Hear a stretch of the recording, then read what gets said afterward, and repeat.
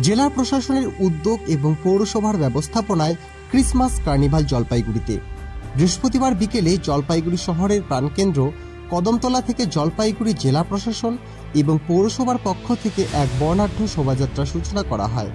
এই শোভাযাত্রার মধ্যে দেখা গেল আদিবাসী নৃত্যসহ সান্তাক্লজকে। এই শোভাযাত্রায় অংশ নেন সদর মহকুমা শাসক, পৌরসভার চেয়ারপারসন পাপিয়া পাল, ভাইস চেয়ারম্যান সৈকত চট্টোপাধ্যায় সহ তৃণমূল কংগ্রেস দলের কাউন্সিলর বৃন্দ। বর্ণাঢ্য এই শোভাযাত্রাটি সমাপ্ত হয় উত্তরবঙ্গের অন্যতম প্রাচীন বলে পরিচিত 150 বছর পুরনো Saint Michael and All Angels Church প্রাঙ্গণে। ক্রিসমাস উপলক্ষে এই চার্চ প্রাঙ্গণেই সন্ধ্যে থেকে শুরু হয়েছে মনোজ্ঞ সাংস্কৃতিক অনুষ্ঠানের আসর।